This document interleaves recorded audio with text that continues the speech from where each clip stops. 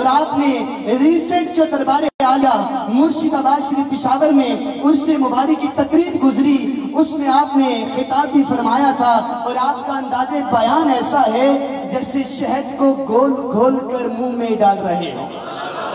محبتوں کا ثبوت دیتے ہوئے مائک کا سہارا میں بھی لوں گا، آپ نے دونوں ہاتھوں کو بلند کر کے محبت کے ساتھ نعرہ رسالت، نعرہ رسالت، تاجدار ختم نبوت زندہ باد، تاجدار ختم نبوت زندہ باد، زندہ باد، ماشاءاللہ ماشاءاللہ۔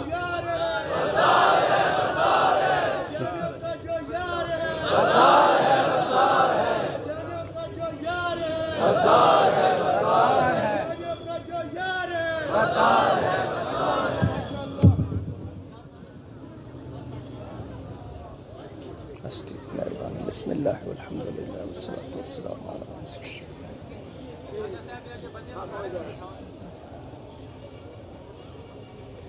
اللہ۔ الحمد للہ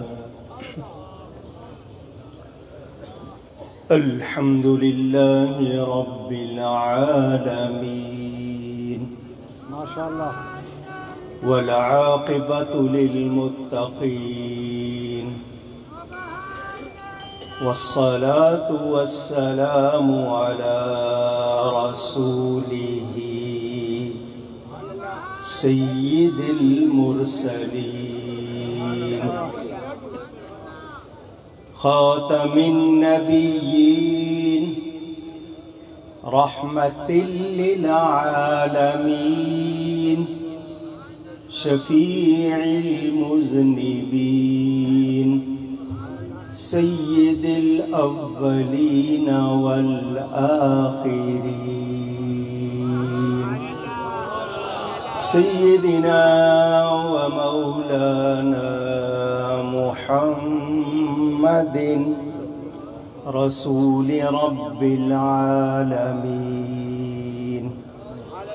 وعلى آلہ وصحبہ أجمعين. أما بعد فأعوذ بالله من الشيطان الرجيم. بسم الله الرحمن الرحيم. والذين يؤمنون بما أنزل إليك وما أنزل من قبلك وبالآخرة هم يوقنون. صدق الله العلي العظيم. محبت کے ساتھ ایک مرتبہ دروشی پڑھ لیجئے. اللہم صلی علی سیدنا و مولانا محمد معدن الجود والکرم وآلہ وصحبہ وبارک وسلم.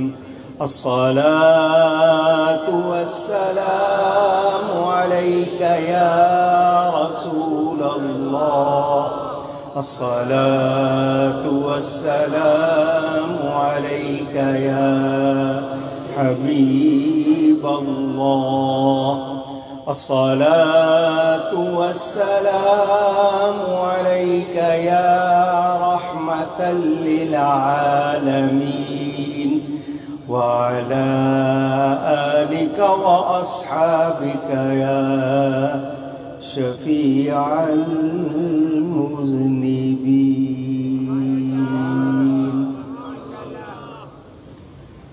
حمد و صلاۃ کے بعد قرآن کریم کی سورہ بقرہ کی ایک آیت آپ کے سامنے تلاوت کرنے کا شرف حاصل کیا ہے.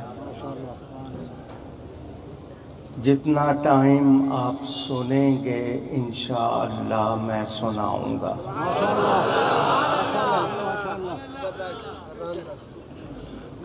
گھڑی دیکھی میں نے، لازمی بات ہے پروگرام کافی دیر سے ہو رہا ہے. آپ کے پاس بھی گھڑی ہوگی. ایک سوال کر رہا ہوں, 10 کے بعد کیا بجتے ہیں؟ 11 کے بعد, 12 کے بعد. عجیب لوگ ہیں آپ. ماشاءاللہ. پشاور والوں کو گنتی نہیں آتی. 12 کے بعد کیا ہونا چاہیے؟ لیکن گھڑی میں کیا ہے؟ میں نے دیکھا تو میں نے کہا واہ, یہ گھڑی بھی سنی ہے. ماشاءاللہ ماشاءاللہ. 11 سے اشارہ 11ویں والے غوث پاک کی طرف, 12 سے اشارہ 12 ربیع الاول والے نبی کی طرف, 1 سے اشارہ اللہ کی طرف. تم 11ویں والے سے ملو, وہ تمہیں 12ویں والے سے ملائے گا. 12ویں والا تمہیں رب سے ملائے گا.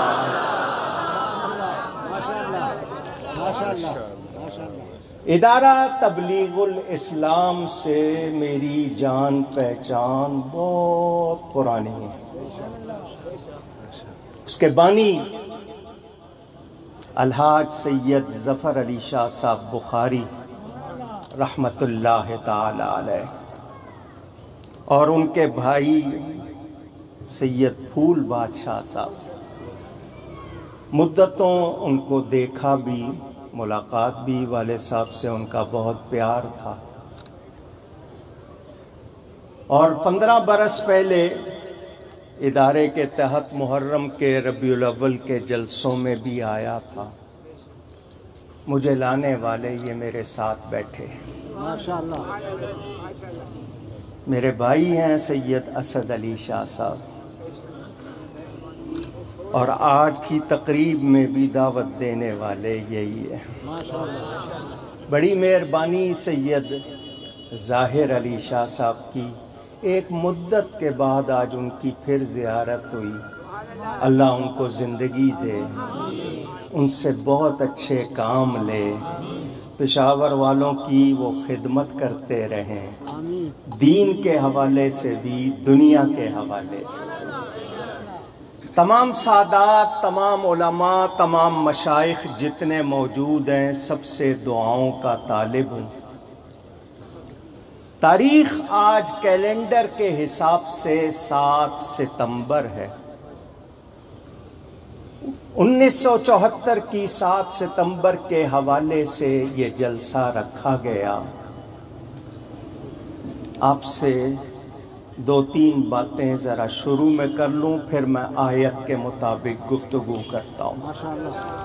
اپنا تعارف کرا دوں آپ کو. الحمدللہ میں محمدی ہوں. ماشاءاللہ ماشاءاللہ. اور میں سنی ہوں. کیا بات ہے, کیا بات ہے. ماشاءاللہ. اور میں حسینی ہوں. کیا بات ہے. سبحان اللہ. واہ. میں محمدی, سنی, حنفی, حسینی, پھر قادری بھی ہوں, ماشاءاللہ نقش بندی بھی ہوں. ماشاءاللہ سلسلوں سے بھی تعلق ہے. ماشاءاللہ. میرا ایمان قرآن اور حدیث پر ہے, کیونکہ عقیدہ بنتا ہے قرآن اور حدیث سے. کسی مفتی کے قول سے عقیدہ نہیں بنتا. میرے پشاور کے غیور, جیالے, بہادر مسلمانوں, آپ کو لفظ عقیدہ سننے کو ملتا ہے, شاید عقیدے کا معنی معلوم نہ ہو. پہلے وہ بتا دو. نون صاد نص جمع نصوص قرآن اور حدیث کے الفاظ کو کہتے ہیں. عقیدے کی بنیاد, اسلامی عقیدے کی بنیاد قرآن و حدیث کی نصوص ہیں. کوئی شخص پوری دنیا کا بادشاہ بن جائے اور کہے کہ میری بات عقیدہ بنا لو, تو وہ عقیدہ بن سکتی نہیں. قرآن اور حدیث کی نصوص کے مطابق جو خیال، جو نظریہ دل میں جما لیا جائے اس کو عقیدہ کہتے ہیں۔ سمجھ آ گئی؟ ختم نبوت عقیدہ ہے۔ کیا ہے؟ محبت سے کہیے عقیدہ۔ اور عقیدے اصولی قطعی ہوتے ہیں، irrevocable، ان کو کاٹا توڑا جا سکتا نہیں۔ دنیا ادھر کی ادھر ہو جائے، سورج مغرب سے نکل آئے، چاند چمکنا چھوڑ دے، تب بھی عقیدہ بدل سکتا نہیں۔ سمجھ آ گئی بات؟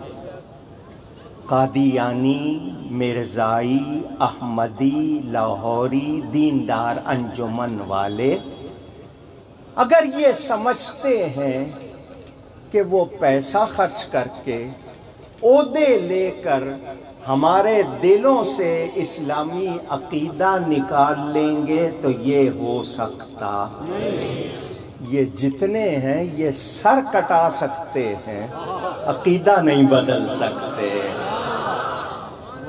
بات سمجھ میں آ گئی؟ ختم نبوت اصولی، بنیادی، قطعی، اجماعی عقیدہ ہے، اس میں کوئی تبدیلی ہو سکتی۔ اب آگے بات چلے گی تو دوسری بات یہ کہ میرے پیارے نبی پاک صلی اللہ علیہ وسلم نے فرمایا میرے بعد 30 دجال اور کذاب ہوں گے۔ کتنے؟ 30۔ دجال دھوکہ دینے والا، کذاب نہایت جھوٹا، دجل سے بنا دجال دھوکہ دینے والا۔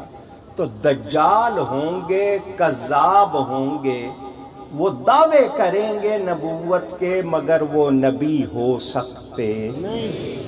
اللہ ہونے کا دعویٰ تو کر نہیں سکتا کوئی، دعویٰ نبی ہونے کا ہی کر رہے ہیں نا، تو کیوں کر رہے ہیں یہ آج آپ کو میں نے بتانا ہے۔ سنیں گے انشاءاللہ؟ گھبرائیں گے تو نہیں؟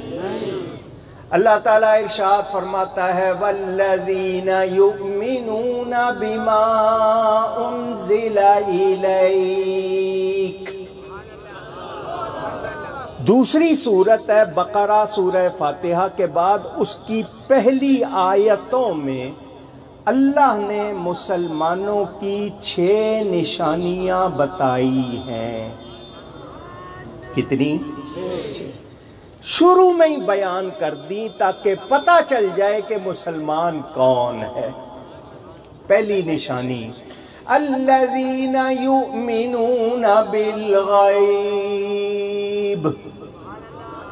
بن دیکھے ایمان لاتے ہیں۔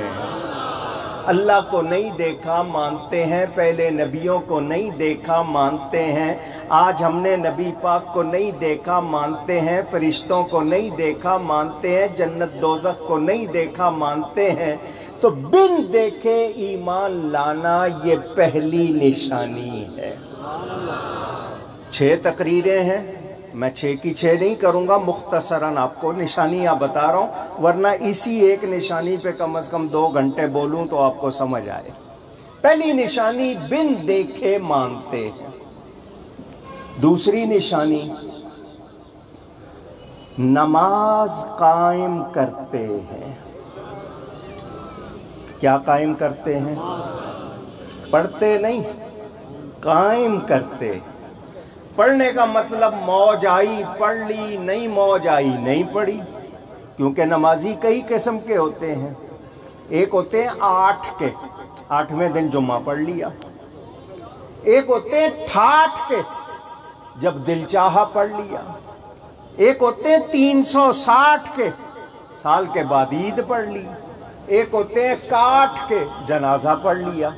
لیکن مسلمان کون ہے جو نماز قائم رکھے؟ تیسری نشانی وَمِمَّا رَزَقْنَاهُمْ يُنْفِقُونَ، تیسری نشانی یہ ہے کہ ہم نے جو ان کو دیا ہے اس میں سے خرچ کرتے ہیں۔ مجھے بہت خوشی ہوگی اگر آپ میں سے کوئی رزق کے معنی بتائے، جتنے بیٹھے ہیں سامنے، ادھر نہیں، کوئی رزق کے معنی بتائے گا مجھے بڑی خوشی ہوگی۔ بولے کوئی ہے؟ اللہ کا فضل۔ رزق کہتے ہیں دی ہوئی چیز کو۔ رزق کے معنی کیا ہے؟ یاد کر لو، دی ہوئی چیز، عطیہ، جو اللہ نے دیا ہے اس کو رزق۔ اس میں آپ کی عمر بھی ہے، صحت بھی ہے، بچے بھی ہیں، کھانا بھی ہے، پینا بھی ہے، سب کچھ ہے، رزق کہتے ہیں۔ تو جو اللہ نے دیا اس میں سے خرچ کرتے ہیں۔ آج آپ یہاں آ کے بیٹھے ہو، اللہ نے آپ کو زندگی دی، آپ اس زندگی میں سے کچھ دیر نبی کی ختم نبوت کے لیے آئے بیٹھے ہو، خرچ کر رہے ہو۔ اللہ فرماتا ہے یہ ایمان والوں کی نشانی ہے۔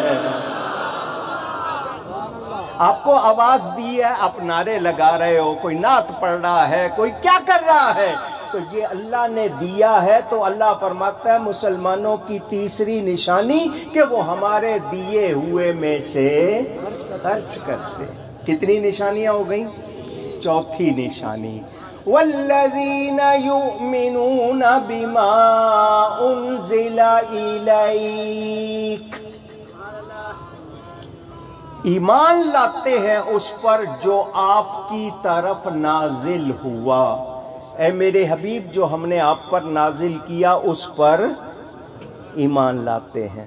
اگلی نشانی، پانچویں، وَمَا أُنزِلَ مِن قَبْلِكَ، اور جو آپ سے پہلے نازل ہوا اس کو بھی مانتے ہیں۔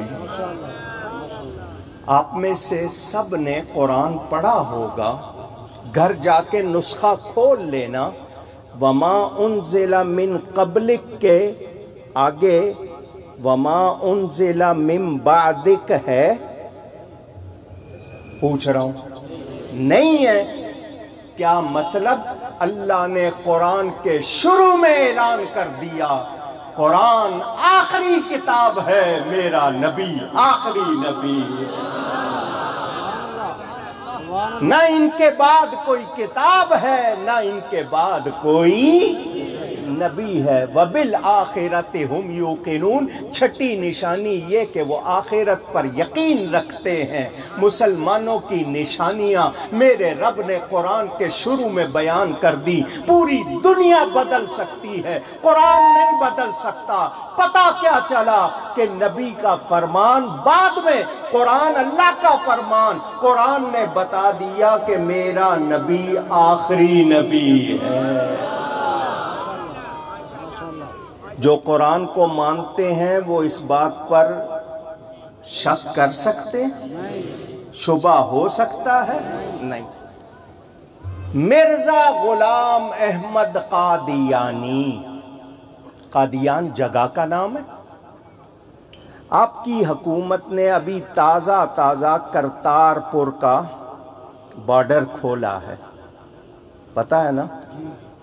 اس کرتارپور سے تھوڑے سے فاصلے پہ انا للہ و انا الیہ، لبیک لبیک لبیک یا حسین،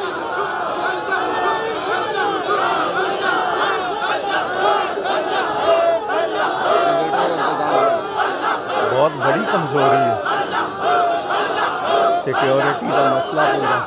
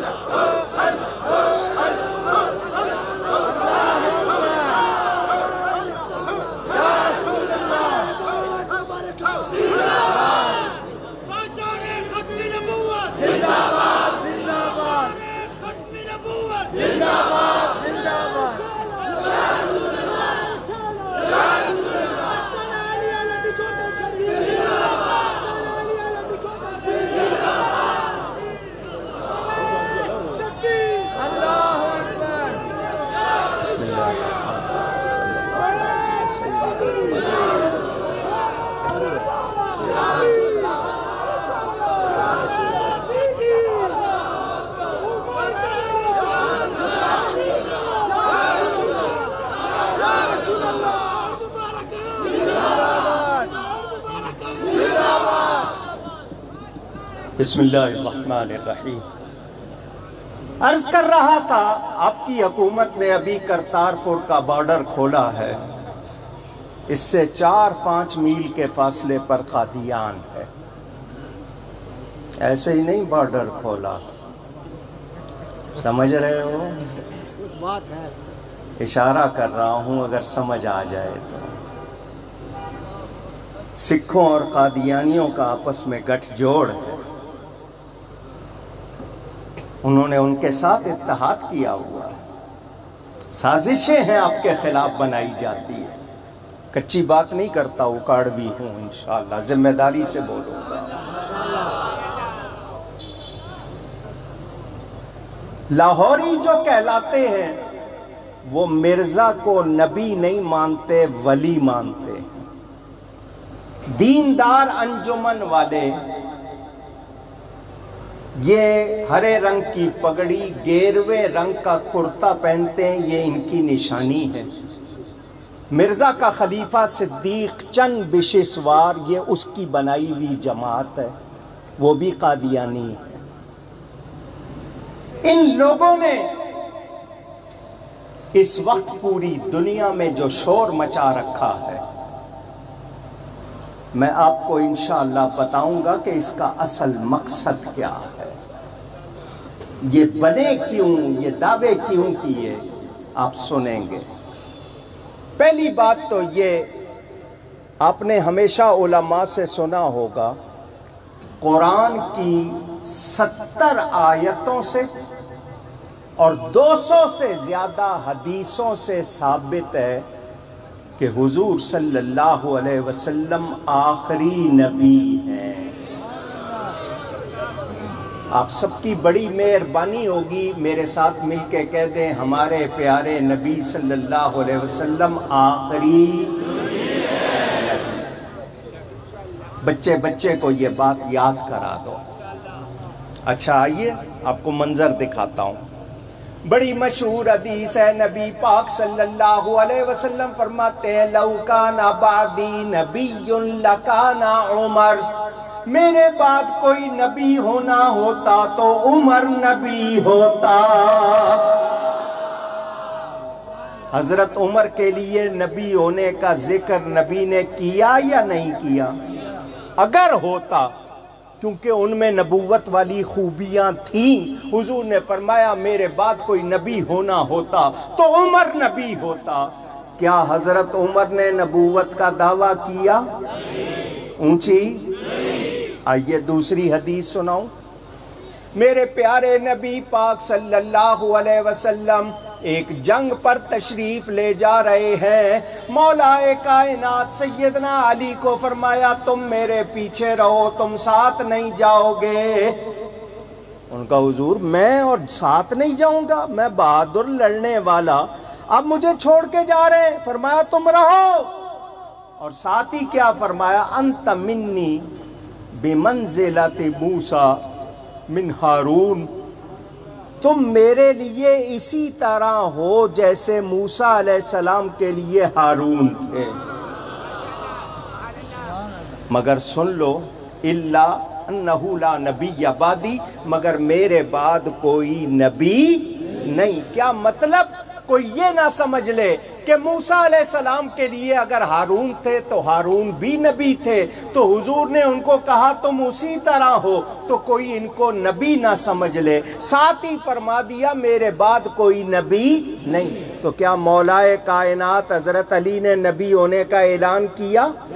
ان دو صحابہ کے تو حضور نے نام لیے، جن کے نام لیے گنجائش کوئی نکال لیتا کہ نام ہے، انہوں نے دعویٰ نہیں کیا، اور جس کا دور دور تک ذکر ہی نہیں ہے، جس کا دور دور تک ذکر ہی نہیں ہے، وہ نبوت کا دعویٰ کرے تو جھوٹا ہے یا نہیں؟ کذاب ہے، مرزا قادیانی کذاب ہے۔ اور سنیں، ماشاءاللہ ادارہ تبلیغ الاسلام کے سید ظاہر شاہ صاحب جلسے کرتے ہیں، معراج کا بھی جلسہ ہوتا ہے، معراج النبی پہ آپ سنتے ہوں گے، علماء آتے ہیں بیان کرتے ہیں کہ حضور نے مسجد اقصی میں تمام نبیوں کو نماز پڑھائی، سنتے ہیں یا نہیں؟ پوچھ رہا ہوں، سنا نا؟ سارے نبی مقتدی، میرے نبی پاک امام۔ وہاں سارے نبی تھے یا نہیں؟ اونچی مرزا تھا؟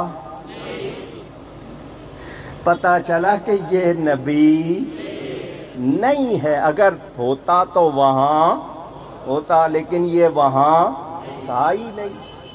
انہوں نے بہاولپور کے، جب ریاست تھی بہاولپور، مسلمان کا مرزائی سے نکاح ہو گیا تو مقدمہ قائم ہو گیا۔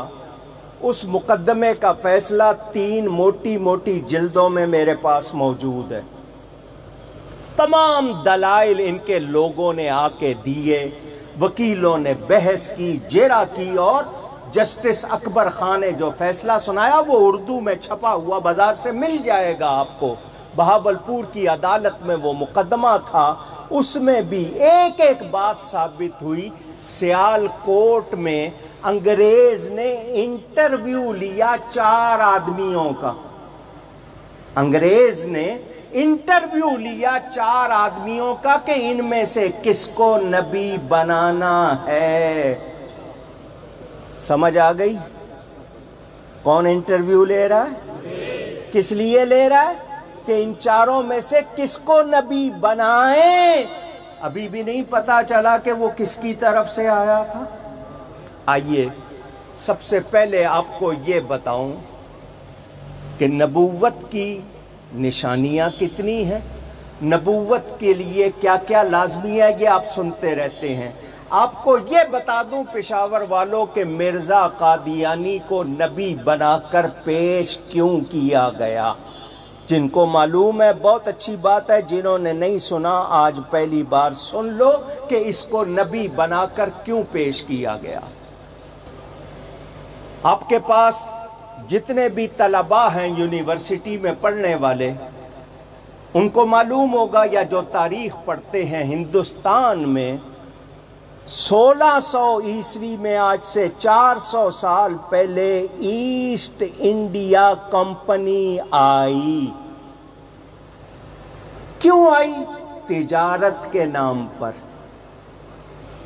بھیجا گیا، جاؤ ہندوستان اس وقت پوری دنیا کو چیزیں بھیج رہا ہے، ہیرے وہاں سے مل رہے ہیں، سونا وہاں پہ ہے، مسالے وہاں سے آ رہے ہیں، ساری کاریگر وہاں پہ ہیں، ہر صوبے میں۔ اس ہندوستان کے بارے میں جاؤ، مسلمانوں کو حکومت کرتے ہوئے 400-500 سال ہو گئے ہیں، تو اس خطے پر کیسے قبضہ کرنا ہے۔ انگریز نے وہاں پر ایک گروپ بھیجا، نام لیا تجارت کا، اس کا نام ہے ایسٹ انڈیا کمپنی۔ مجھے پہ یقین نہیں کرو، ابھی آپ کے ہاتھ میں فون ہے، گوگل پہ لگاؤ، آپ کو تاریخ بھی مل جائے گی، ایسٹ انڈیا کمپنی کی پوری تاریخ بھی مل جائے گی۔ وہ وفد آیا دیکھنے کے لیے کہ مسلمانوں پر قابو کیسے پایا جا سکتا ہے۔ 70 سال انہوں نے لگائے۔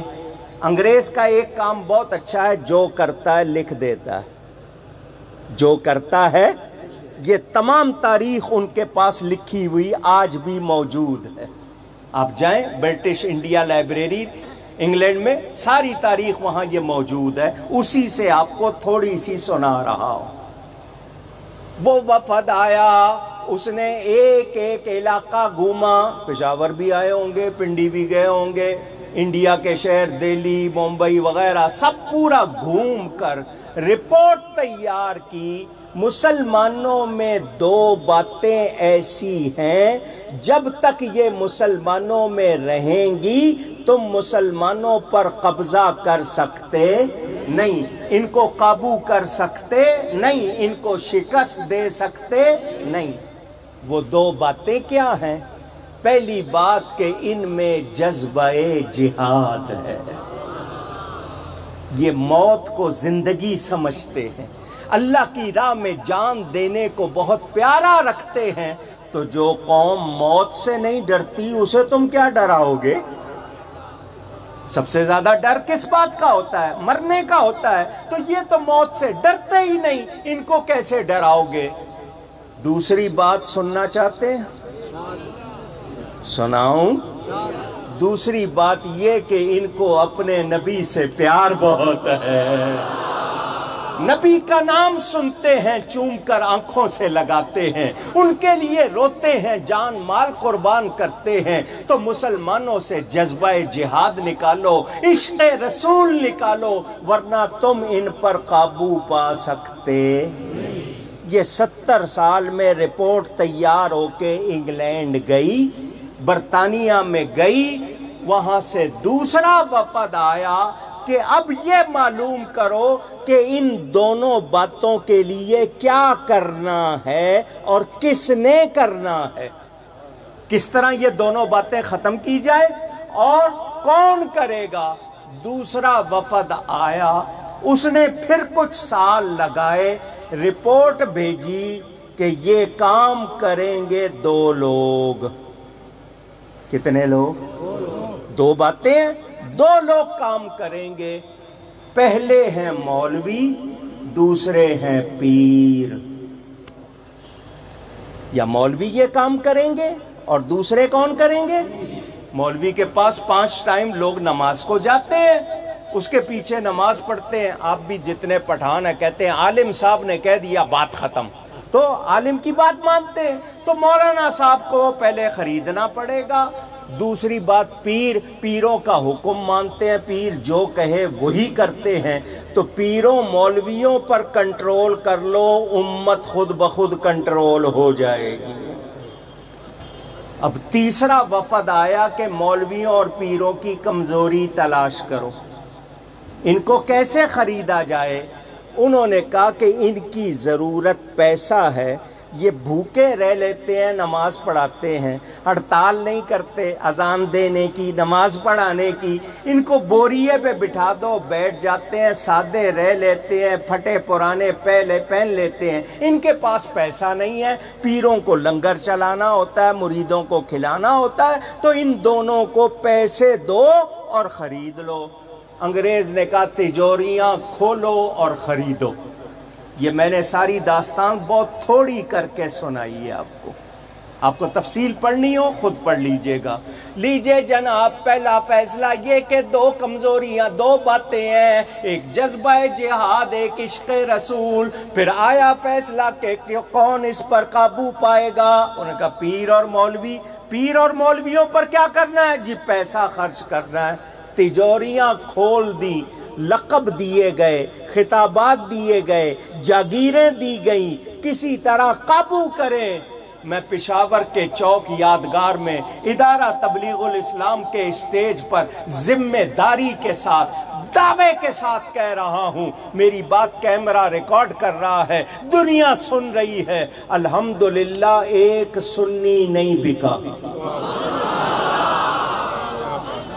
ایک سنی. بکنے والے بکے، بکنے والے بکے. میں نے کہا نا، جاگیریں لی، زمینیں لی، شمس العلماء کے خطاب ملے، سر کے لقب ملے، سونا ملا، چاندی ملی. جو بکنے والے تھے بک گئے، مگر یہ سنی نبی کے ہاتھوں بک چکے تھے، یہ نہیں بکے.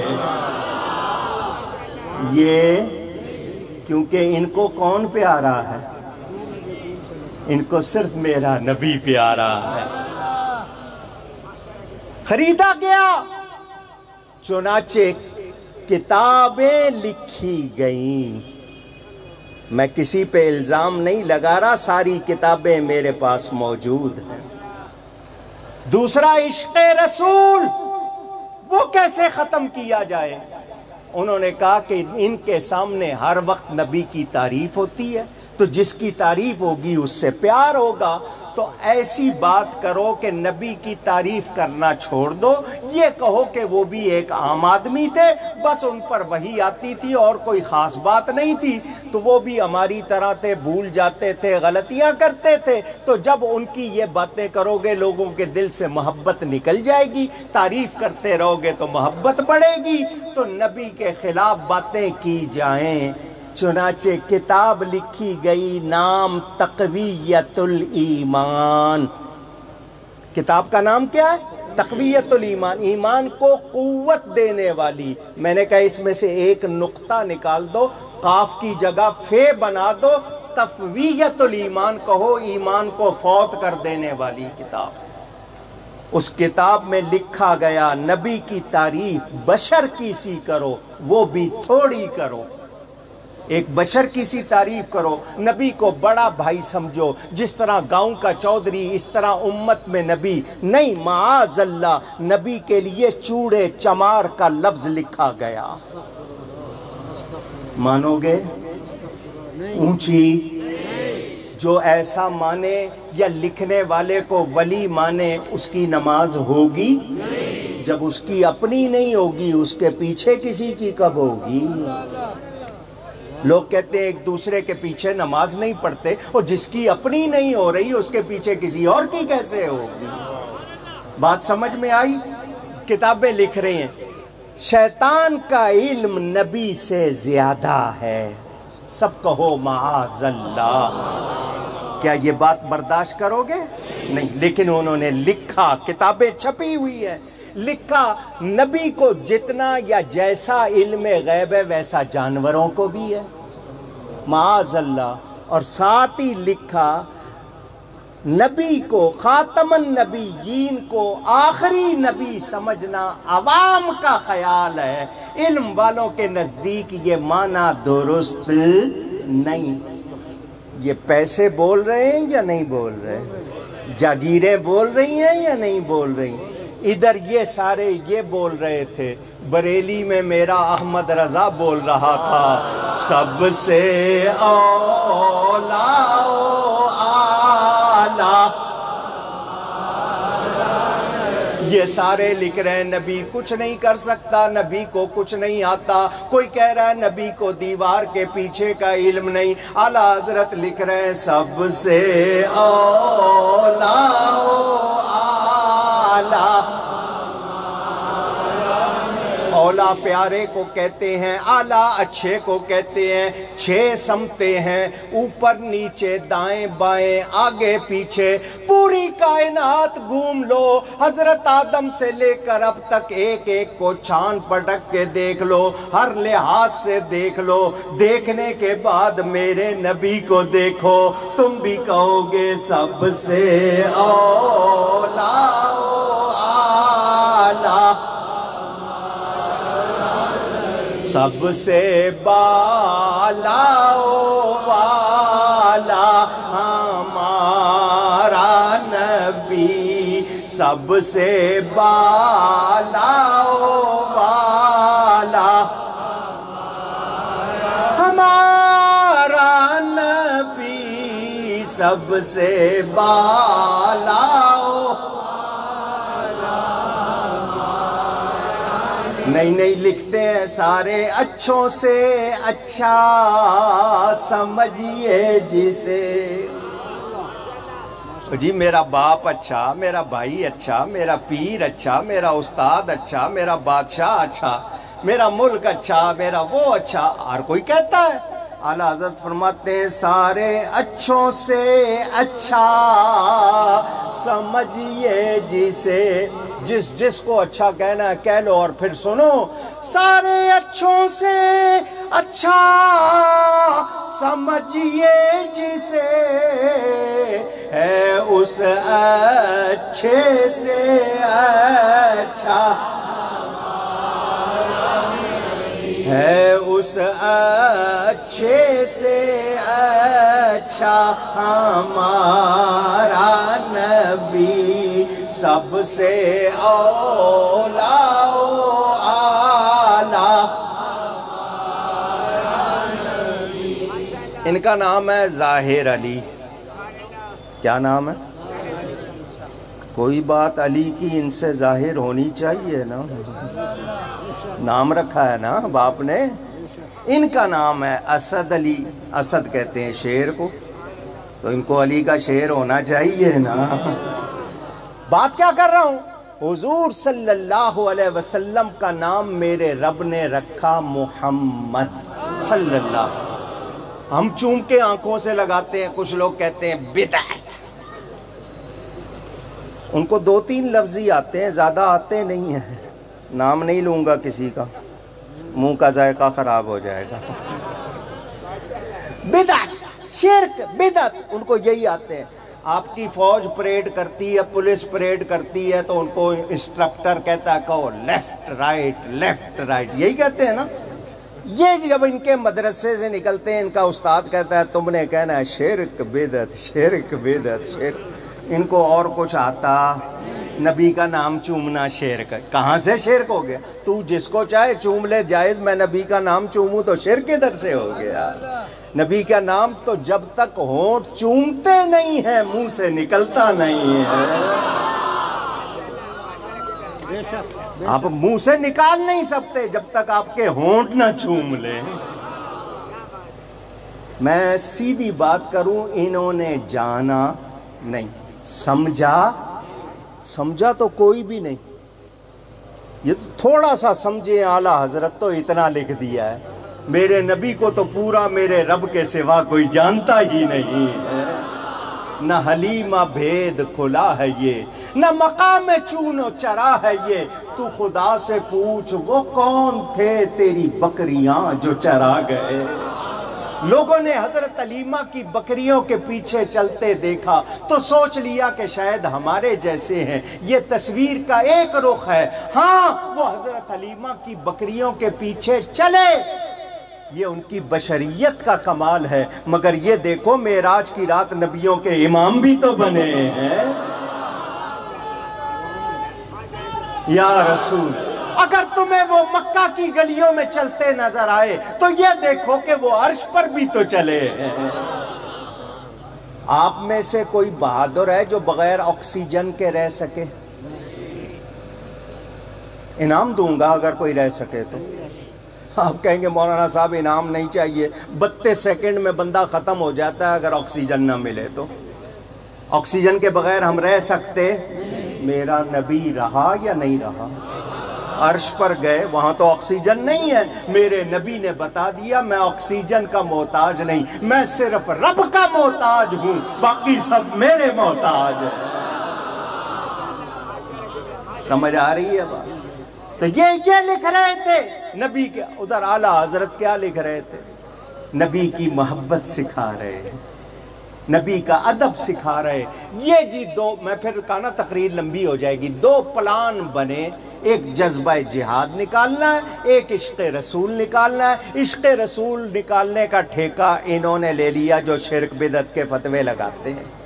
دوسری طرف جذبہ جہاد کیسے ختم کیا جائے؟ دھیان سے سنو، یہ بات سمجھ آ گئی آپ کو، قادیانی سمجھ آ جائیں گے۔ انہوں نے کہا کہ جہاد کا حکم قرآن میں ہے، جہاد کا حکم قرآن بدل نہیں سکتا، قرآن سے کوئی آیت نہیں نکال سکتا، تو اب قرآن کے حکم پر کیسے اس کو ختم کیا جائے؟ تو انہوں نے کہا اس کے لیے نبوت دوبارہ شروع کرنی ہوگی، کسی کو نبی بنانا ہوگا، اس پر وحی آئے گی کہ جہاد کینسل ہو گیا۔ تو انہوں نے کہا کہ جی اس کے لیے نیا نبی لانا پڑے گا، جہاد کو ختم کرنے کے لیے نبی لانا۔ سمجھ آ گئی بات؟ پوچھ رہا ہوں کہ جب تک کوئی نبی نہیں آئے گا، وحی نہیں آئے گی، جہاد ختم نہیں ہو سکتا۔ جب انہوں نے یہ کہا اب مسئلہ ہو گیا کہ ختم نبوت کا مسئلہ کیسے حل کیا جائے، تو سب سے پہلی کتاب تحذیر الناس آئی۔ کتاب کا نام تحذیر الناس، کسی پہ الزام نہیں لگا رہا، اس میں لکھا ہے کہ خاتم النبیین کا معنی آخری نبی سمجھنا عوام کا خیال ہے، علم والوں کے نزدیک یہ معنی درست نہیں۔ کچھ صفوں کے بعد لکھا اگر نبی کے سامنے یا بعد بھی کوئی نبی آ جائے خاتمیت محمدی میں کوئی فرق نہیں آئے گا۔ یہ انہوں نے دروازہ کھولا، کیا کھولا؟ نبوت کا دروازہ کھولا۔ پروگرام تھا خود آنے کا، مرزا قادیانی نے چھلانگ لگائی، یہ دیکھتے رہ گئے، وہ اس نے نبوت کا اعلان کر دیا۔ اس کو انگریز نے مقرر کیا۔ تھوڑی دیر پہلے میں آپ کو بتا چکا سیال کوٹ میں 4 انٹرویو ہوئے، اس میں یہ مرزا پاس ہوا اور اس کو نبی بنانے کا وعدہ ہوا، اور اس نے آتے ہی پہلی وحی کیا بتائی؟ سارے نبیوں کے پاس جو فرشتہ آیا اس کا نام کیا تھا؟ جبرائیل۔ اس کے پاس جو فرشتہ آیا اس کے کہنے کے مطابق اس کا نام تھا ٹیچی ٹیچی۔ میں اپنی طرف سے کچھ نہیں کہہ رہا، کتابیں موجود ہیں، اور اب تو ساری کتابیں روحانی خزائن کے نام سے انہوں نے انٹرنیٹ پہ چڑھائی ہوئی ہیں۔ مرزا کہتا ہے وہ فرشتہ آیا اور اس نے بتایا اس کا نام ٹیچی ٹیچی، اور پہلی وحی انگریزی میں آئی، اللہ فرماتا ہے آئی لو یو، انگریزی میں چھپی ہوئی ہے مرزا کی کتاب میں، I shall give you large work، اور ساتھ میں ہی لکھا کہ جہاد کینسل۔ مرزا صاحب شاعری بھی کرتے تھے، ان کی کتاب ہے الدر الثمین، اس میں لکھتے ہیں چھوڑ دو اے دوستو جہاد کا خیال، دی کے لیے حرام ہے جہاد اور قتال۔ یہ مرزا صاحب کا شعر ہے۔ تو اب جو قرآن کی مخالفت کرے کیا مسلمان ہے؟ اونچی، مرزا ٹھہرا مرتد۔ کیا ٹھہرا؟ ایک ہوتا ہے کافر، ایک ہوتا ہے مرتد۔ مرتد کس کو کہتے ہیں؟ غدار کو، باغی کو، جو مانے اور مان کر پھر جائے انکار کر دے، وہ مرتد ہو گیا۔ اور مرتد کی سزا پوری دنیا کے ہر قانون میں غدار کی سزا قتل ہے۔ کیا سزا ہے؟ کیا سزا ہے؟ قتل۔ آپ تو نعرہ لگاتے ہو من سب نبیًا، من سب نبیًا، من سب نبیًا کا مطلب سب کہتے ہیں گالی کو، من جو گالی دے نبی کو حکم ہے فقتلو، من سب اصحابی فضربو، جو صحابی کو برا کہے اس کو پیٹو، اور جو نبی کو گالی دے اس کو قتل کرو۔ آپ یہ حدیث پڑھتے ہو، یہاں تو یہ کیا کچھ کر رہا ہے آپ کو اب سناؤں گا، برداشت کرنا تاکہ آپ کو پتہ چلے مرزا ہے کون۔ مرزا کہتا ہے اللہ نے میرے ساتھ زنا کیا۔ سن رہے ہو پشاور والو؟ میں کیوں سنا رہا ہوں؟ پتہ چلے آپ کو کہ وہ تھا کیا۔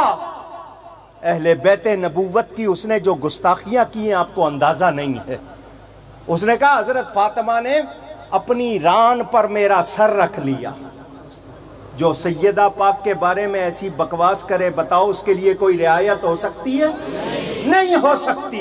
تو اب سنو، کہتا ہے اللہ نے میرے ساتھ وہ کام کیا جو مرد کرتے ہیں، مجھ کو حمل ہو گیا، 10 مہینے مجھے حمل رہا، پھر مجھ میں سے میں پیدا ہو گیا۔ کہتا ہے میں مریم بھی ہوں، میں عیسیٰ بھی ہوں، میں موسیٰ بھی ہوں، میں محمد بھی ہوں۔ یہ وہ بکواس کر رہا ہے، اور لوگ کہتے ہیں وہ نبی ہے، تو کیا وہ انسان کہلانے کے لائق ہے؟ اونچی، ہمیں اس کا گند بتانا چاہیے لوگوں کو، تاکہ لوگوں کو پتہ چلے کہ وہ کتنا ہی خراب آدمی تھا، پتہ چلے لوگوں کو۔ ہم صرف فتویٰ سناتے ہیں، اور صرف سنو، ختم نبوت کا نعرہ لگا لینا کافی نہیں ہے، صرف دن منا لینا کافی نہیں ہے، ہم سب کو نبی کی عزت پہ پہرا دینا ہوگا۔ ہم سب کو بتانا ہوگا دنیا کو کہ تم مسلمانوں کا یہ عقیدہ ختم کر سکتے نہیں۔ اس کے لیے ہم سب کو میدان میں آنا ہوگا اور اپنا کردار ادا کرنا ہوگا۔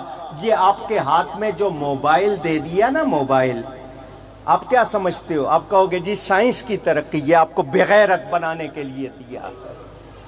پوری دنیا میں سب سے زیادہ سستا فون پاکستان میں ہے، 200 روپے کا پیکج آپ کو 700 منٹ فری، 700 کالیں فری، یہ فری کیوں دے رہے ہیں؟ کہ آپ اس کو دیکھو، اس میں گندگی ہے، آپ گندے ہو جاؤ، آپ کے اندر سے غیرت نکل جائے۔ یہ اسلامی جمہوریہ پاکستان جس میں عورت مارچ ہو، کیا شرم کی بات ہے یا نہیں؟ عورتیں نعرہ لگائیں میرا جسم میری مرضی، کیا برداشت کرو گے؟ کیسے لوگ ہیں؟ نام ریاست مدینہ کا لیا جائے اور یہاں پر باتیں اسلام کے خلاف ہوں، کہتے ہیں جی آنکھوں پہ شرم ہونی چاہیے، تو کیا حضرت سیدہ پاک کی آنکھوں میں شرم نہیں تھی؟ ان کی تو چادر کو غیر محرم نے نہیں دیکھا، نہیں ان کے کفن کو بھی کسی غیر محرم نے نہیں دیکھا۔ اور آج ہم باتیں کریں اس طرح کی، مجھے اور آپ کو فیصلہ کرنا ہوگا کہ ہم کس کے ہیں۔ جب قبر میں جائیں گے، ابھی یہ نعت خوان پڑھ رہے تھے آپ کے سامنے، جب قبر میں جائیں گے بولو ماں ساتھ جائے گی، بیٹا، بیٹی، دوست، وہ دوست جن کو کہتے ہو جی میرا بڑا گہرا یار ہے، ساری رات اس کے پاس گپیں مارتے ہو، ماں باپ کو، بہن بھائیوں کو، بیوی بچوں کو بھول جاتے ہو، ان کو ٹائم دیتے ہو، گھر والوں کو نہیں دیتے، وہ جائیں گے قبر میں ساتھ؟ نماز جنازہ پڑھنے آ گئے تو مہربانی، جنازے کے بعد جی وہ دکان کھلی ہوئی ہے جی کام، اچھا جی مہربانی۔ کچھ لوگ قبرستان تک جائیں گے، مجبوری ہے ان کو جانا پڑتا ہے، رشتہ دار ہیں بہت قریبی چلے گئے، وہاں جا کر جنازے کے ساتھ بھی ٹیلی فون پر ہیں، وہاں قبرستان میں بھی باتیں کر رہے ہیں، موت یاد نہیں، مٹی ڈال کے ہاتھ بھی آپ کے اسی پہ جھاڑیں گے، اپنے کپڑوں پہ نہیں جھاڑیں گے، آپ ہی پر مٹی جھاڑیں گے، مٹی ڈال کے ہاتھ وہیں جھاڑیں گے، آ کے بوٹیاں ڈھونڈ رہے ہوں گے۔ بولو یہ قبر میں ساتھ جائیں گے؟ جہاں سارے منہ پھیر لیں گے آقا وہاں تشریف لائیں گے۔ کیا منہ دکھاؤ گے؟ اگر حضور نے منہ پھیر لیا اور کہہ دیا یہ میرا نہیں ہے تو کیا کرو گے؟ سوچا کبھی؟ مومن تو انتظار کرتا ہے کب موت آئے، کب آقا کا دیدار ہو، اور ہم؟ اچھا جی قیامت والے دن کون کام آئے گا؟ قیامت کا ایک دن 50,000 سال کے برابر، کان مقدارہ 50,000 سنہ، قرآن میں ہے 50,000 سال کے برابر ایک دن، سورج 1.25 میل پر ہوگا، آپ 1.25 نیزہ کہتے ہو، 1.25 میل پر، اس وقت 9 کروڑ 30 لاکھ میل دور ہے، اور 40 ڈگری ہو جائے تو آپ کہتے ہو بہت گرمی، اس دن 5,000 ڈگری ہوگا، کیا حال ہوگا؟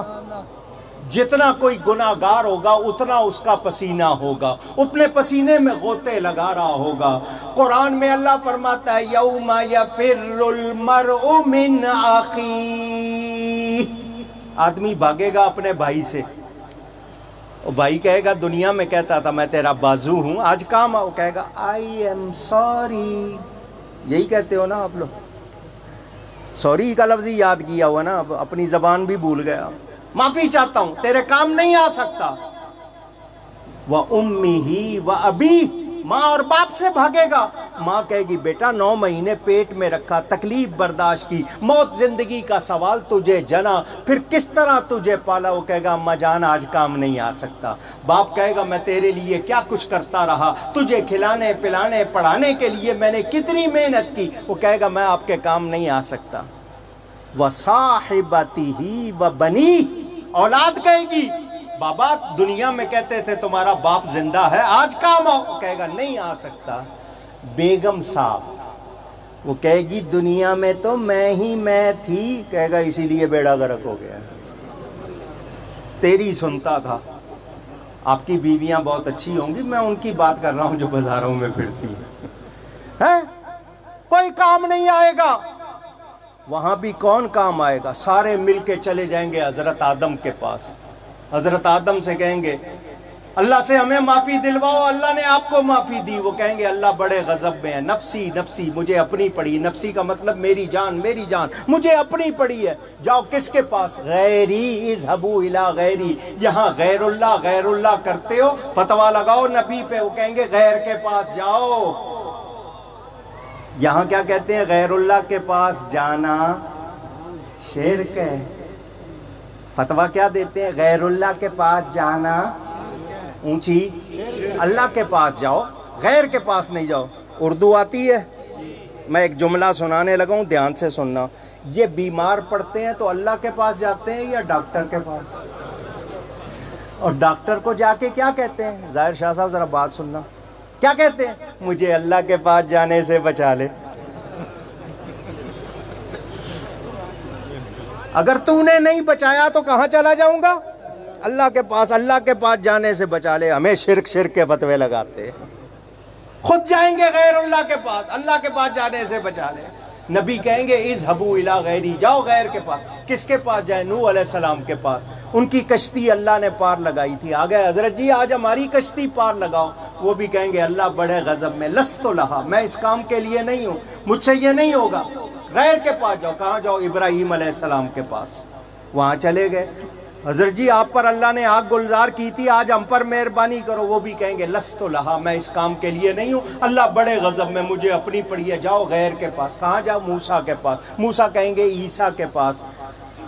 ایاز صاحب یہ حدیث آپ نے پہلے سنی ہے؟ یہ والی حدیث سنی ہوگی نا؟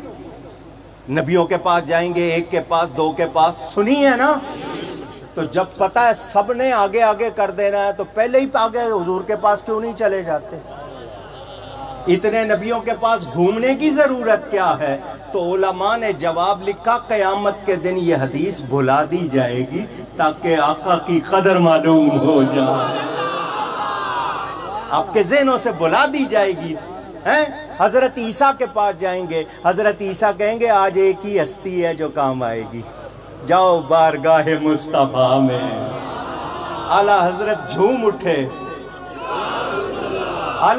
جھوم اٹھے، فرمایا خلیل و نجی مسیح و صفی سبھی سے کہی پر کہیں نہ بنی. خلیل حضرت ابراہیم علیہ السلام، نجی حضرت نوح علیہ السلام، مسیح حضرت عیسیٰ، صفی حضرت آدم. خلیل و نجی مسیح و صفی سبھی سے کہی پر کہیں نہ بنی.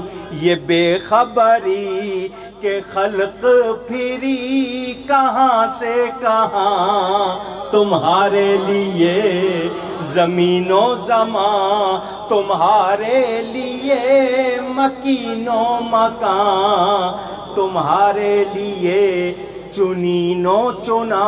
فارسی ہے چنین ایسے، چنا ویسے، جیسے کیسے. چنین و چنا تمہارے لیے بنے دو جہاں، دہن میں زبان تمہارے لیے بدن میں ہے جان. تمہارے لیے ہم آئے یہاں، تمہارے لیے اٹھیں بھی وہاں، تمہارے لیے. اور یہ کہتے ہوئے اٹھے سب سے اولا اعلیٰ. اس دن بھی کوئی کام آئے گا تو میرے آقا سارے نبیوں نے کیا کہا؟ لست لہا، لست لہا، لست لہا، میں اس کام کے لیے نہیں. حضور فرمائیں گے انا لہا، میں اس کام کے لیے ہوں. بخشوائیں گے. بیڑا پار ہوگا تو اس نبی کا دامن چھوڑ دیں؟ پوچھ رہا ہوں. ایک قادیانی ٹکرایا مجھے، کہنے لگا مولانا صاحب آپ لوگ اگر ہمیں نبی مان لیں تو کیا فرق، ہمارے مرزا کو نبی مان لیں، کیا آپ کا کام بھی چلے گا ہمارا بھی؟ میں نے کہا ماشاءاللہ سبحان اللہ. میں نے کہا یہ بتا اگر کوئی اور نبوت کا دعویٰ کرے گا تو تم لوگ مان لو گے؟ کہنے لگا نہیں. تو میں نے کہا جب تم نہیں مانو گے تو ہم تمہیں کیوں مانیں؟ تم کسی اور کو ماننے کو تیار نہیں تو ہم تمہیں کیوں مانیں؟ ہم مان سکتے نہیں. اور میرے والد نے تو قربانی دی تھی. 1952-53 میں جب تحریک ختم نبوت پاکستان بننے کے بعد پہلی تحریک چلی تھی، وہ ضلع منکمری جس کا اب نام سائیوال، اس کے ڈکٹیٹر امیر بنائے گئے تھے. 3 ہفتے انہوں نے پوری تحریک چلائی تھی. اصغر علی مجسٹریٹ کا بیان لکھا ہوا موجود ہے کہ مولانا اکاڑوی نے نہ ایک گملہ ٹوٹنے دیا، نہ خون کا ایک قطرہ بہنے دیا. پرامن تحریک چلائی. پھر انہوں نے گرفتار کر لیا والد صاحب کو. 10 مہینے والد صاحب جیل میں رہے ختم نبوت کے لیے. 1 ہفتے میں میرے دونوں بھائی، ایک کی عمر 3 سال، ایک کی 1.25 سال، دونوں 1 ہفتے میں انتقال کر گئے. والد صاحب کا کتنا سخت امتحان تھا. مجسٹریٹ آیا ڈپٹی کمشنر آیا، اس نے آ کے کہا مولانا آپ کے گھر کے حالات ٹھیک نہیں ہیں، آپ کے 2 بیٹے انتقال کر گئے، میرے پاس آپ کے لیے سفارشیں ہیں، آپ معافی نامے پہ دستخط کر دو، میں آج ہی آپ کو رہا کر دوں گا۔ والد صاحب نے کہا بیٹے گئے میری جان بھی چلی جائے گی، عقیدہ نہیں چھوڑ سکتا۔ یہ صدیقی مشن ہے۔ سب سے پہلے حضرت ابو بکر صدیق نے مسیلمہ کذاب سے مقابلہ کیا یا نہیں کیا؟ آؤ ایک بات سناؤں آپ کو۔ یہ مسیلمہ نے جب نبوت کا دعویٰ کیا، اس کو کذاب کہا جاتا ہے، کذاب بہت جھوٹے کو کہتے ہیں۔ حضرت ابو بکر دیکھ رہے ہیں نبی پاک کا وصال ہو گیا ہے، مسلمانوں پر غم کا وقت ہے، اگر میں مقابلے کے لیے فوج بھیجوں تو شہر میں کیا رہے گا، کمزوری ہو سکتی ہے، نہیں۔ انہوں نے کہا نبی کی عزت کا سوال ہے، میں رعایت کر سکتا۔ بدر میں 313 صحابی جو شریک ہوئے تھے ان کو کہا گیا تھا کہ کسی جنگ میں نہیں بھیجا جائے گا، مگر حضرت ابو بکر نے کہا اس جنگ میں وہ بھی جائیں گے، کیونکہ یہ نبی کی عزت کے لیے ہے، ناموس رسالت کے لیے ہے، بھیجا۔ جب جا رہے ہیں تو دونوں طرف اللہ اکبر کا نعرہ لگ رہا ہے۔ مسلمہ بھی خود کو مسلمان کہتا تھا مگر اپنے آپ کو نبی کہتا تھا، وہاں بھی اللہ اکبر کا نعرہ، ادھر مسلمانوں میں بھی اللہ اکبر کا نعرہ۔ اس دن سنیوں کی پہچان کے لیے ایک نعرہ لگا تھا، البدایہ والنہایہ اٹھا کے دیکھو، تاریخ کی کتابیں اٹھا کے دیکھو، دونوں طرف اللہ اکبر کا نعرہ لگ رہا ہے۔ پتہ کیسے چلے کہ اصلی مسلمان کون ہے؟ تو پھر صحابہ کی صف میں نعرہ لگا یا رسول اللہ۔ اس دن پتہ چل گیا یا رسول اللہ کا نعرہ کون لگاتے ہیں؟ سنی۔ کون لگاتے ہیں؟ سنی۔ یہ یہاں بھی لگ رہا ہے، انشاءاللہ قیامت میں بھی لگے گا۔ غلام احمد مختار یوں پہچانے جائیں گے کہ ہوگا حشر میں بھی ان کا نعرہ یا رسول اللہ، کہ ہوگا حشر میں بھی ہم سب کا نعرہ یا صلی اللہ علیہ وسلم۔ یہ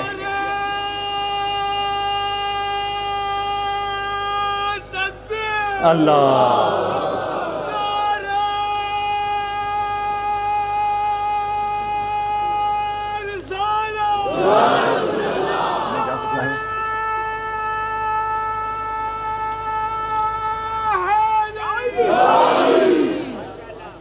پتہ کیا چلا؟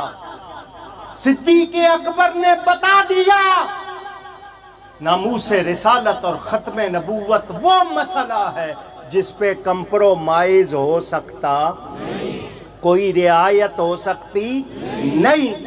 تو آج کا مسلمان رعایت کرے گا؟ اونچی شکریہ ادا کرو ان لوگوں کا جو اس موقع پر آپ کو یہ سبق یاد کراتے ہیں، جلسے منعقد کرتے ہیں، ریلیاں نکالتے ہیں اور آپ کو سکھاتے ہیں کہ ختم نبوت کے بارے میں سمجھوتا ہو سکتا نہیں۔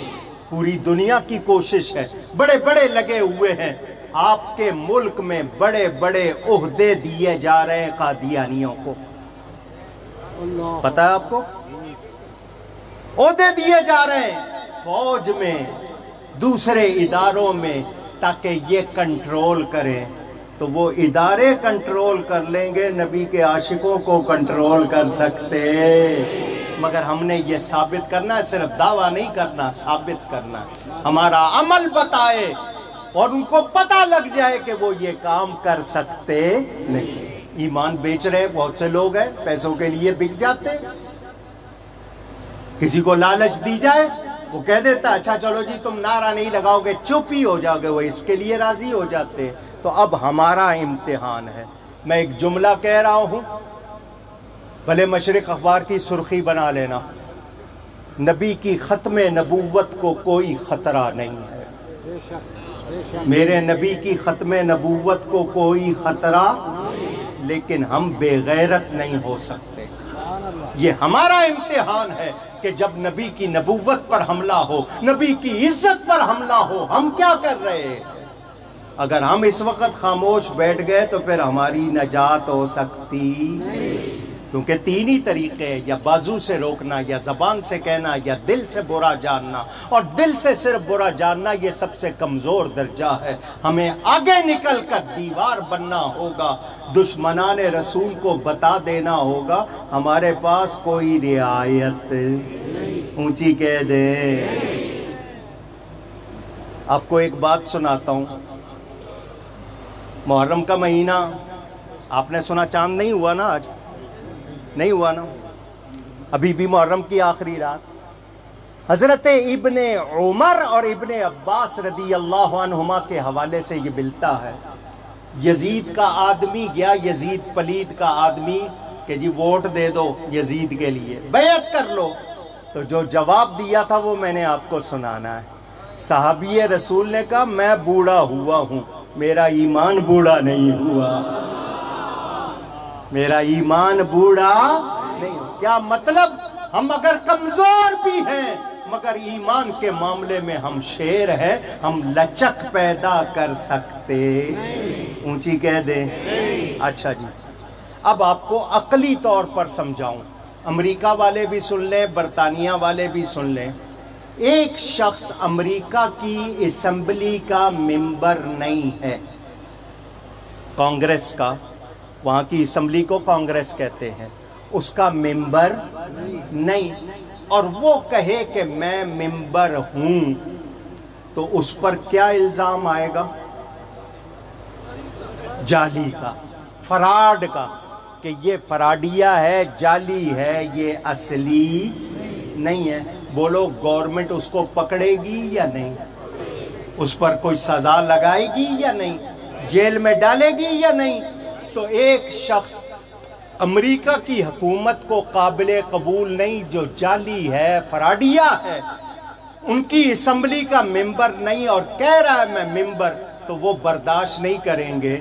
تو جو رب کا نبی نہیں اور کہے میں نبی ہوں تو مسلمان کیسے برداشت کر لے؟ سمجھ آ رہی ہے بات؟ ہم بھی یہ کہیں گے وہ فراڈیا جعلی ہے، اس کو سزا دیں گے، اس کے لیے کوئی گنجائش نہیں۔ اچھا، نبوت کی قسمیں بیان کی جاتی ہے، تشریعی، غیر تشریعی، ذلی، بروزی، زمانی، مرتبی، مکانی، یہ قسمیں بیان کرتے ہیں۔ تشریعی کا مطلب جو شریعت والا ہے، غیر تشریعی جو شریعت والا تو نہیں، پہلے نبی کی شریعت کو دوسروں تک پہنچاتا ہے، ذلی جو کسی نبی کے سائے میں ہو، بروزی جو خود تو نہیں لیکن کسی کا کام کر رہا ہو، کسی کا نائب ہو، اور زمانی، زمانے کے لیے، مرتبی کہ اس کا مرتبے کے لحاظ سے۔ یہ جتنی قسمیں کر رہے ہیں، میرے نبی کے بعد کسی قسم کا کوئی نبی نہ ذلی، نہ بروزی، نہ تشریعی، نہ غیر تشریعی، نہ زمانی، نہ مکانی، نہ مرتبی۔ میرا نبی ہر طرح آخری نبی ہے۔ حضرت عیسیٰ آئیں گے، حضرت عیسیٰ، مگر نبی کے امتی بن کے آئیں گے۔ میرے نبی کے وہ نبی ہوں گے مگر ان کا زمانہ نبوت نہیں، وہ نبی کے امتی کے پیچھے نماز پڑھیں گے، امام مہدی کے پیچھے نماز پڑھیں گے۔ یہ پتہ چلے گا کہ وہ امتی بن کر آئے ہیں، نبی بن کر، کیونکہ ان کا زمانہ نبوت گزر چکا۔ تو اب واضح ہو گیا۔ اچھا، اس مرزا نے چال کیا چلی؟ یہ پہلے تقریریں کرتا تھا عیسائیوں کے خلاف۔ اس کی ماں کا نام معلوم ہے؟ لکھتے ہیں ماں کا نام چراغ بی بی، مگر اس کو گھسیٹی کہتے تھے۔ کیا کہتے تھے؟ یہ گھسیٹی کا بیٹا ہے۔ کس کا بیٹا ہے؟ انگریز کے ملازم کا بیٹا ہے۔ اور نبی کبھی کسی کا اس طرح غلام ہوا؟ اونچی کتنی نشانی ہے۔ سنیں جی، گھسیٹی کا بیٹا، وہ خود اس کو مرگی کے دورے پڑتے تھے۔ حضرت عیسیٰ کی نشانی لکھی ہے، جب وہ آسمان سے اتریں گے انہوں نے 2 چادریں پہنی ہوں گی اور بالوں سے پانی کے قطرے ٹپک رہے ہوں گے، کیونکہ جب ان کو آسمان پر اٹھایا گیا تھا وہ نہا کے نکلے تھے تو بالوں سے قطرے ٹپک رہے تھے، جب وہ اتریں گے اسی طرح وہ قطرے ٹپک رہے ہوں گے۔ تو کسی نے کہہ دیا مرزا کو کہ حضرت عیسیٰ کی 2 نشانیاں، یہ پہلے عیسائیوں کے خلاف تقریر کرتا تھا، پھر اس نے امام مہدی ہونے کا دعویٰ کیا، امام مہدی سے اس نے عیسیٰ کا دعویٰ کیا، تو لوگوں نے کہا تو اپنے آپ کو عیسیٰ کہتا ہے، وہ تو جب اتریں گے ان کے قطرے ٹپک، کہنے لگا مجھے پیشاب کے قطرے چلتے ہیں، وہ مراد ہے۔ سن رہے ہو؟ محمدی بیگم کا واقعہ سنا ہوا ہے؟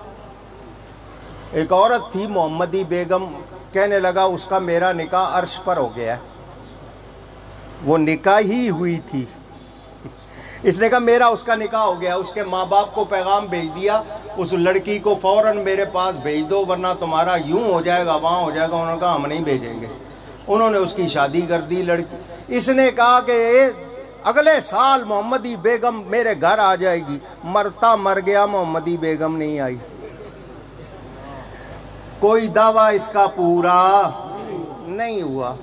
میں اس کا کیا کیا گند سناؤں آپ کو، مجھے شرم آتی ہے وہ لفظ منہ پہ لاتے ہوئے جو اس نے گند لکھا ہے، تاکہ آپ کو پتا چلے یہ کتنا گندا آدمی تھا۔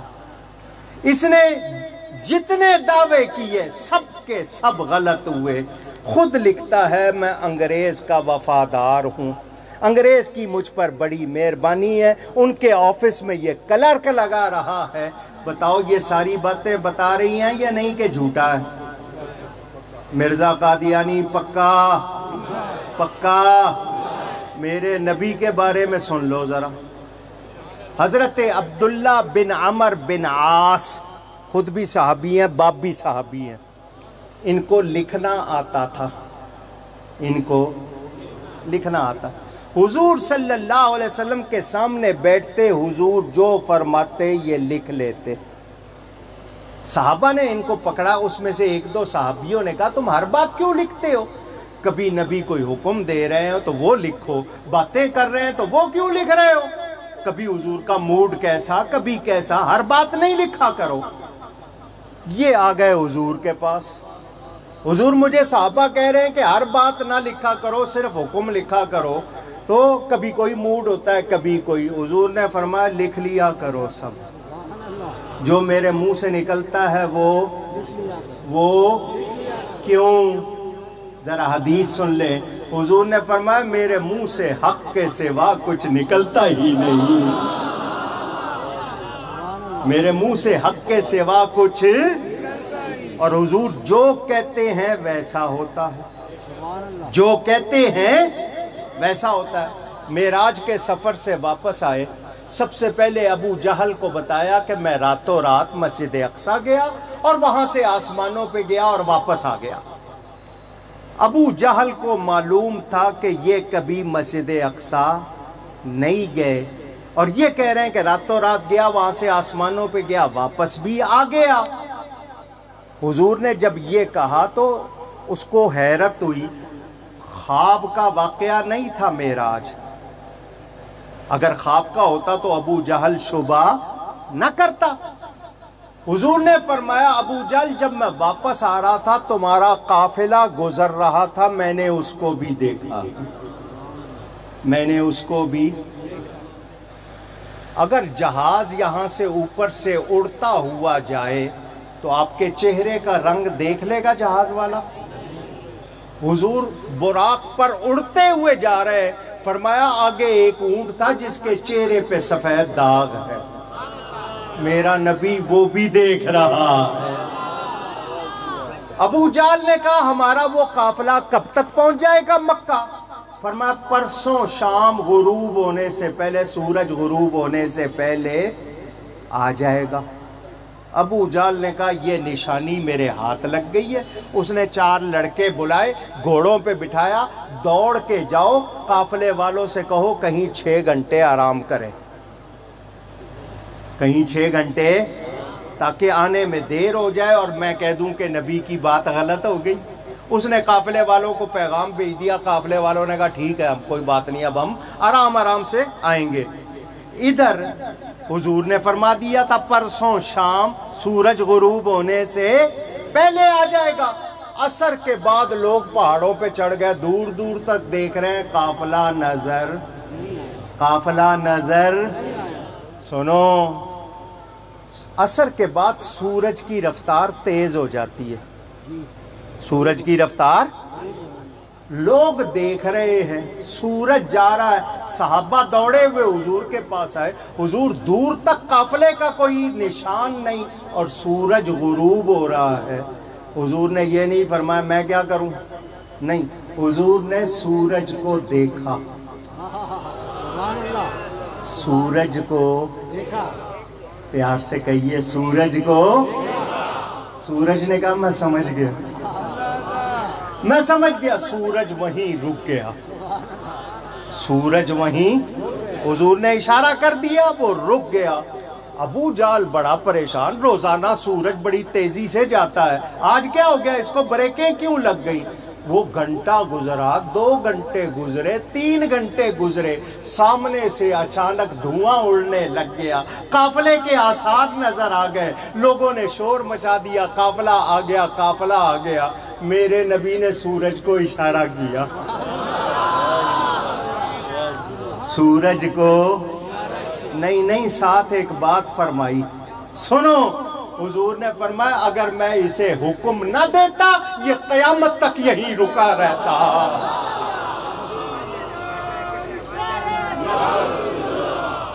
نبی کے نام کا نعرہ ہے، جوش سے لگاؤ، اللہ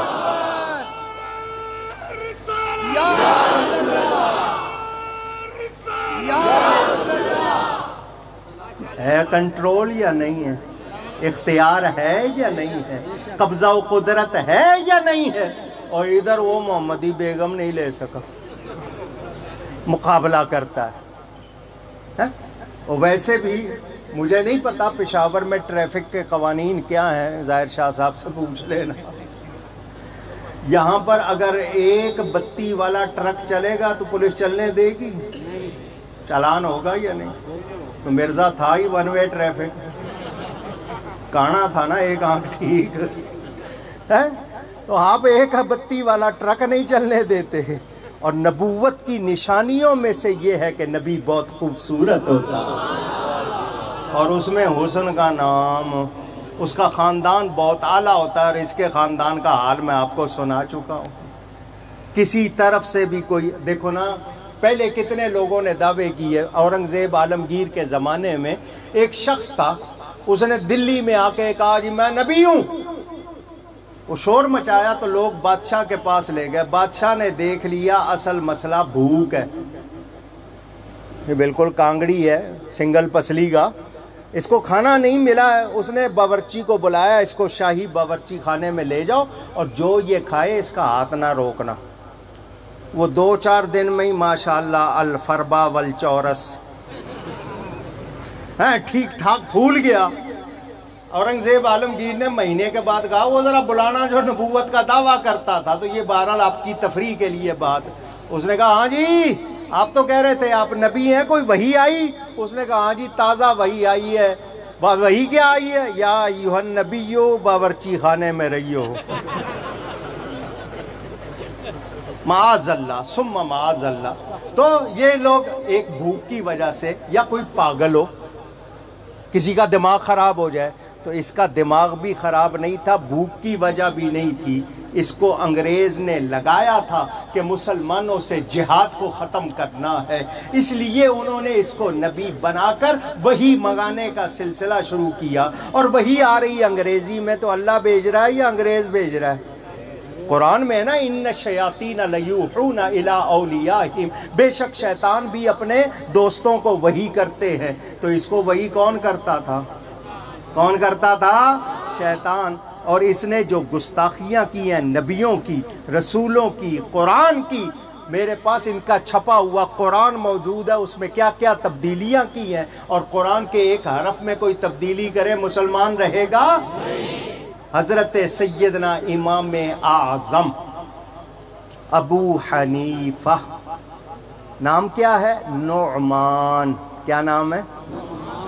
نعمان بن ثابت، امام اعظم لقب، ابو حنیفہ کنیت۔ ابو حنیفہ کا مطلب سیدھے دین والے۔ کوئی حنیفہ نام کی بیٹی نہیں تھے کہ اس کے باپ کہلائیں، دین حنیف والے۔ ان کے زمانے میں ایک شخص نے نبوت کا دعویٰ کیا، کچھ علماء نے کہا چلو چل کے اس سے کہتے ہیں کوئی معجزہ دکھائے۔ امام اعظم نے فتویٰ دیا جو معجزہ دلیل مانگے گا وہ بھی کافر ہو جائے گا۔ کیوں؟ کہ ناممکن بات ہے، حضور کے بعد نبی ہو نہیں سکتا، تو دلیل مانگنے کا مطلب کہ ممکن مان لیا، جو ایسا مانے گا وہ بھی کافر ہو جائے گا۔ تو اب وہ لوگ جتنے جن کے پاس نرم رویہ ہے وہ سن لیں، رعایت ہو سکتی، یہ ایمان کا مسئلہ ہے۔ کون سا مسئلہ ہے؟ ایمان کا۔ اور ایمان کے معاملے میں لچک ہو سکتی۔ جہانگیر بادشاہ کا نام سنا ہے؟ مغلوں کا، لاہور میں مقبرہ بنا ہوا ہے۔ اس کی ایک بات سناتے ہیں جو بڑی مشہور ہے۔ اس نے شادی کی تھی نور جہاں سے، وہ گانے والی نہیں، 400 سال پرانی بات ہے۔ ایران کی ایک خاتون تھی نور جہاں شیعہ، اس سے اس کو پیار ہو گیا، شادی کر لی۔ اتنی محبت تھی کہ جب تخت لگاتا تھا، تخت کے پیچھے پردہ، پردے کے پیچھے وہ بیٹھی ہوتی تھی، اس کا ہاتھ اس کی پشت پہ ہوتا تھا۔ اگر وہ ہاتھ ہٹا لیتی تھی یہ سانس لینا بھول جاتا تھا، اتنا پیار تھا اس سے۔ اس نے ایران سے ایک شیعہ عالم کو بلایا، نام ہے قاضی نور اللہ شوستری۔ اس کو بلا کر جج لگوا دیا، بادشاہ نے بیوی کے کہنے پہ لگا دیا۔ اس نے وہاں کتاب لکھی، اس شیعہ نے وہاں پر کتاب لکھی اور حضرت عمر کے بارے میں لکھا کہ مجھے اپنی زندگی سے بھی نفرت ہے کیونکہ اس کو بھی عمر کہتے ہیں۔ عمر کتنی ہے؟ یہاں تک اس نے لفظ لکھے معاذ اللہ۔ علماء اہل سنت نے کتاب لی، جہانگیر کے پاس آ گئے، یہ تیرے زمانے میں کیا ہو رہا ہے؟ مجدد صاحب کی باتیں بھول گیا، یہ کیا کر رہا ہے؟ اس نے قاضی صاحب کو محفل میں بلا لیا، دربار میں۔ پیچھے بیٹھی تھی ملکہ۔ قاضی کو یہ تھا کہ ملکہ میرے ساتھ ہے، مجھے کوئی خطرہ نہیں ہے، وہ بچائے گی مجھے۔ قاضی صاحب جب آئے، جہانگیر نے کہا یہ کیا لکھا ہے؟ اس نے کہا جی ابھی تو لکھ رہا ہوں، ابھی تو تھوڑا سا لکھا ہے، اور لکھ رہا ہوں۔ قاضی صاحب نے جب اس طرح بیان دیا، جہانگیر نے کہا جو لکھا ہے مان رہے ہو؟ اس نے کہا ہاں جی مان رہا ہوں۔ جہانگیر نے حکم دیا ان کی گردن اڑا دی جائے، ان کی گردن اڑا دی جائے، سر تن سے جدا کر دیا جائے۔ وہ پیچھے بیٹھی تھی، اس نے چوکا دیا، میں نے بلایا ہے، میرا خیال کر۔ تو جہانگیر کا یہ جملہ سن لو، علماء کہتے ہیں اگر یہ سچی بات ہے تو شاید اسی جملے کے صدقے بخشا جائے۔ اس نے کیا کہا؟ نور جہاں کو جانے من، جانم تو را دادا ام، نہ کہ ایمان، اے میری جان میں نے تجھے جان دی ہے، ایمان نہیں دیا۔ سمجھ آ رہی ہے؟ تو ہم نے ایمان دینا نہیں، ہم نے نبی کے بارے میں اپنے اندر لچک لانی نہیں۔ دنیا کو بتا دو، آندھی آئے، طوفان آئے، سونامی آئے، زلزلے آئے، کچھ کر لو، ہمارا عقیدہ یہی ہے، ہمارا نبی آخری نبی ہے، ان کے بعد کوئی نبی ہو سکتا بھی گنجائش ہی نہیں ہے، سوچا جا سکتا بھی نہیں۔ یاد رکھے، یہ میں نے مختصر باتیں کی ہیں۔ دلائل کی باتیں کروں تو مرزا کی اپنی تحریروں سے آپ کو بتا دوں کہ وہ خود بھی یہ مانے گا۔ اچھا اب اس نے، مرزا نے جو دعویٰ کیا وہ بھی سن لو۔ وہ کہتا ہے جو مجھے نبی نہیں مانتے وہ کتیا کے بچے ہیں۔ تو آپ لوگ کیا اپنے لیے یہ لفظ پسند کرو گے؟